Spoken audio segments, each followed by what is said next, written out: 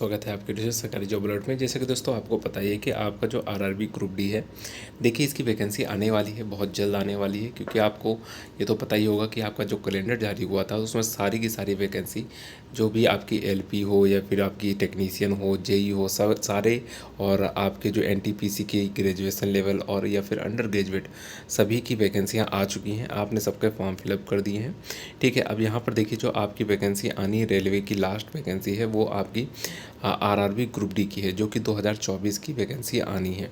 और इसका 2025 का भी कैलेंडर आ चुका है, ठीक है। उसमें भी वैकेंसियाँ 2025 में जनवरी से आना स्टार्ट हो जाएंगी। एलपी से ही वैकेंसी स्टार्ट होगी और सितंबर अक्टूबर के आसपास आपकी ग्रुप डी की भी वैकेंसी आ जाएगी, ठीक है, 2025 की 26 की, ठीक है। तो यहाँ पर देखिए सबसे पहले हम बात करते हैं कि 2024 की वैकेंसी आने वाली है, अक्टूबर में आएगी, ठीक है। अक्टूबर से लेकर के दिसंबर के बीच में आ सकती है। तो ये अक्टूबर ख़त्म होने वाला ही है, ठीक है। तो अक्टूबर के लास्ट तक आएगी या फिर नवंबर में आपको देखने को इसकी नोटिफिकेशन और फॉर्म फिलअप करना स्टार्ट हो जाएगा, ठीक है। तो इसमें आपको तैयारी देखिए, जो आपकी जिन बच्चों ने आईटीआई कर रखा है या फिर डिप्लोमा कर रखा है, तो देखिए वो उन्होंने एलपी का फॉर्म तो फिलअप किया ही होगा, ठीक है। एलपी का जो भी सिलेबस है और टेक्नीशियन का जो भी सिलेबस है, ठीक है, वही सिलेबस जो है आपका देखिए इसी में आएगा ग्रुप डी में भी, ठीक है। साइंस, रीजनिंग, मैथ वगैरह सारी की सारी वही चीज़ आनी है। तो जो बच्चा देखिए एलपी टेक्नीशियन की तैयारी कर रहा है, उसकी अपने आप ऑलरेडी ग्रुप डी की तैयारी हो जाएगी, ठीक है। वैसे तो अगर आप एलपी और टेक्नीशियन में हो जाते तो बेस्ट जॉब रहेगी। यहाँ पर सैलरी भी आपको अच्छी मिलेगी, ठीक, फैसिलिटी भी अच्छी मिल जाएगी। अगर यहाँ पर आपका सिलेक्शन नहीं होता है, बहुत सारे ऐसे बच्चे होते हैं जिनकी तैयारी नहीं हो पाती है, नेक्स्ट टाइम आपको 2024-25 में हो जाएगा। लेकिन अगर यहाँ नहीं हो पाती तो आपका ये जो आपका ग्रुप डी का फॉर्म है ये अक्टूबर में आएगा। तो इसकी भी आपकी देखिए एग्ज़ाम वगैरह जो है मई से जून के आसपास होगा जाके। अगर मई तक भी होता है तो आपको 5 से 6 मंथ इधर मिल जाएगा, तो आप इसको क्वालिफाई कर लेंगे। वैसे तो मेरे हिसाब से देखिए अगर जिन्होंने भी एलपी वगैरह का फॉर्म फिलअप कर रखा तो उनका एलपी का आराम से निकल जाएगा।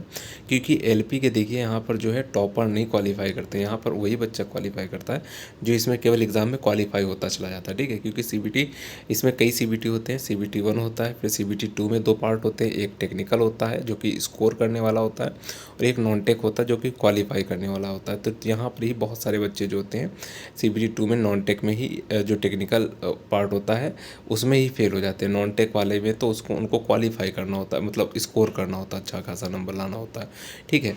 और उसमें भी देखिए कट ऑफ आपकी एलपी की ज़्यादा जाती नहीं है, बहुत ईजिली, बहुत ही सिंपली जाती है, बहुत कम जाती है, ठीक है। अब देखिए हम बात करने वाले थे ग्रुप डी की, कि ग्रुप डी में जो आपकी सैलरी है, ठीक है, 2024 में वो अभी नॉर्मल सैलरी है। और देखिए यहाँ पर ग्रेड पे जो है आपका 1800 है, बेसिक सैलरी आपकी जो है 18,000 रुपये बनती है। लेकिन अगर 2026 की बात करें तो 2026 में यही सैलरी जो है आपकी बहुत ज़्यादा बढ़ने वाली है। अब पूछिए ये क्यों ऐसा हो सकता है कि बहुत ज़्यादा बढ़ जाएगी? क्योंकि आपको पता है कि हर 10 साल के अंतराल में लगभग आप मान कर चलिए कि वेतन आयोग लग जाता है, ठीक है। तो जैसा कि आपको पता है कि 2006 में आपका वेतन आयोग लगा था, फिर 2016 में आपका वेतन आयोग लगा था। अब इसका देखिए आपका जो वेतन आयोग है 2026 में भी लगने के आसार हैं, ठीक है। 2026 में जो देखिए आपका लग जाएगा, वैसे तो 100% श्योर है कि 2026 में लग जाएगा। और 2026 में अगर वेतन आयोग लगेगा तो फिर आपकी सैलरी कितनी हो जाएगी ये आपके लिए बहुत ज़्यादा जानना ज़रूरी है। क्योंकि बहुत सारे बच्चे जो नॉर्मल ग्रुप डी को भी हल्के में लेते हैं कि नहीं 30 से 32 हज़ार सैलरी आती है, छोटी मोटी सैलरी होगी। लेकिन ये 2026 में आपकी सैलरी बहुत ज़्यादा इंक्रीज़ हो जाएगी, ठीक है। तो मैं आपको दिखा देता हूँ कि लगभग आपकी सैलरी 2026 में कितनी बनेगी, और 24 में अगर आप जॉब पाते हैं तो 24 में कितनी आपकी बन सकती है। तो यहाँ पर देखिए सबसे पहले अगर हम बात करें जो आपके 2024 में बेसिक पे मिल रहा है, बेसिक पे है आपकी सैलरी का वो 18,000 रुपये है, ठीक है। लेकिन यहाँ पर देखिए फिटमेंट जो फैक्टर होता है, ठीक है, एफएफ के थ्रू ही आपकी जो है सैलरी में वेतन आयोग लगता है, उसी से ही आपकी बढ़ोतरी होती है। तो इस साल जो है अब अनुमान लगाया जा रहा है कि जो आपका फिटमेंट फैक्टर है वो कितना आपका बढ़ सकता है। तो 1.92 के हिसाब से अगर देखा जाए तो अप्रॉक्सीमेट आपकी 16,560 रुपये जो है आपकी बेसिक पे जो होती है उसमें इंक्रीमेंट हो जाएगा, ठीक है। जैसे कि 2024 के अगर 2026 की बात करें, 26 में आपकी लगभग 34,000 के आसपास आपकी बेसिक पे बन जाएगी, ठीक है। लेकिन 2000 अगर हम बात करें 26 से पहले 2016 में जो आपकी बेसिक पे लगा था तो वो लगा था 18,000 रुपये लगा था, ठीक है, 18,000 रुपये था। और 2016 से पहले अगर 2006 की बात करें तो 2006 में आपकी जो बेसिक पे थी वो लगभग 7,000 था। तो आप यहाँ पर देख सकते हैं 7,000 से डायरेक्टली आपका 18,000 हो गया था। था, ठीक है। जस्ट आप देख सकते डबल से भी ज़्यादा हो गया था, ठीक है। तो बेसिक पे देखिए आपका इस साल भी लगभग आधा तो मानकर ही चलिए कि लगभग आपका 16,000 तक तो आपका बढ़ेगा ही बढ़ेगा, ठीक है। 15 से 16,000 भी बढ़ जाएगा, 10,000 भी बढ़ेगा तो बहुत होता है, ठीक है। लेकिन यहाँ पर अगर हम इतना फैक्टर के हिसाब से चलते हैं तो लगभग आपका जो बेसिक पे है 2026 में वो 34,560 रुपये मिलेगा, ठीक है। लेकिन 2024 की बात की जाए अभी की कैलेंडर की तो अभी 18,000 रुपये ही केवल मिल रहा है। डीए की अगर प्रेजेंट टाइम में बात करें 2024 में तो अगर 18,000 के हिसाब से बेसिक पे जो डीए बनता है, ठीक है, वो बनता है आपका बेसिक पे के हिसाब से। बेसिक पे जितना होगा उसका 50% आपका प्रेजेंट टाइम में डीए बन रहा है, तो 9,000 रुपये आपका डीए बनता है। अगर यही बात करें कि 2026 में डीए आपका कितना बन जाएगा तो 34,000 रुपये के हिसाब से आपका 17,280 रुपये डीए बन जाएगा, ठीक है। डेयरनेस अलाउंस जिसको बोलते हैं। फिर इसका एचआरए बनता है। एचआरए देखिए सिटी के हिसाब से होता है, बड़े शहरों में अगर होंगे तो आपको 30% मिलेगा, छोटे मोटे शहरों में अगर होते हैं तो आपका 10 से 20% मिलता है।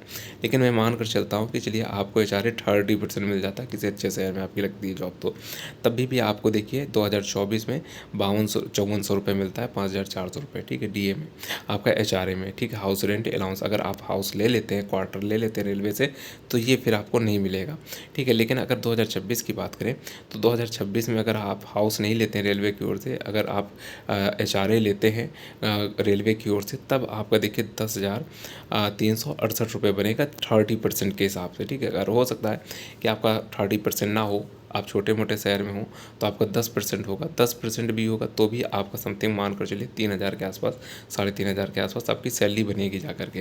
अगर 3,500 भी आपको मिलता है तब भी आपका 50 से 55,000 रुपये सैलरी बन जाएगी, ठीक है। तो यहाँ पर आपकी 2026 में जो सैलरी है, केवल मैंने इतने ही यहाँ पर आपको बता दूँ, मैंने केवल इतने ही फैक्टर जोड़े हैं। वैसे तो यहाँ पर देखिए आपके बहुत सारे अलाउंसेस मिलते हैं, मैंने केवल 3 ही चीज़ें जोड़ी है, डीए, एचआरए और बेसिक पे। इसके अलावा भी चिल्ड्रंस अलाउंस वगैरह मिलता है, ठीक है, एजुकेशन के लिए मेडिकल अलाउंसेस मिलता है, ड्रेस अलाउंस मिलता है, तो बहुत सारे अलग अलग अलाउंसेस मिलते हैं, ठीक है। आपको बोनस वगैरह मिलता है, ठीक है। इस टाइप में आपको बहुत सारे अलाउंसेस मिलते हैं। ओवर टाइम का भी आपकी छुट्टी जो भी ओवर टाइम होता है वो भी मिलता है। ट्रैवलिंग अलाउंस मिलता है, अगर आपको कहीं ट्रैवल करने के लिए जाना पड़ता है या फिर थोड़ा दूर जाना पड़ता है आपके लोकेशन से जॉब में, तो भी उसका भी आपको ट्रैवल अलाउंस मिल जाता है। तो बहुत सारी फैसिलिटीज़ आपको मिलेंगी। तो अप्रॉक्सीमेट आप अपना समझेंगे तो यहाँ पर 26,000 तक आपका 62,000 तक की आपकी सैलरी बन जाएगी ग्रुप डी की। तो 62,000 रुपये जो सैलरी है प्रेजेंट टाइम में अभी आरआरबी जेई के जो कैंडिडेट होते हैं लेवल 6 वाले उनको मिलती है, ठीक है, जो नेट सैलरी होती है। तो इतनी सैलरी आपकी ग्रुप डी की बनेगी 2026 के बाद। तो आप समझ सकते हैं अच्छी खासी सैलरी होगी। तो आप लोग दोस्तों मेहनत करते रहिए। इसका सिलेबस वही है जो एलपी टेक्नीशियन और आरआरबी जेई में सीबीटी 1 में आने वाला है, ठीक है। तो इसमें कुछ भी चेंजमेंट नहीं है, तो आप लोग ईजिली अपना तैयारी कर सकते हैं। आपका इससे एक साथ ही कई तैयारियाँ होंगी। एलपी की भी तैयारी होगी, एलपी के लिए 1 मंथ है, फिर टेक्नीशियन की भी तैयारी इसी से होगी, उसमें 2 मंथ है, और फिर इसका ग्रुप डी की अगर हम बात करें तो ग्रुप डी की भी तैयारी हो जाएगी। लगभग इसमें 6 से 7 मंथ बाद आपका एग्ज़ाम होगा, ठीक है।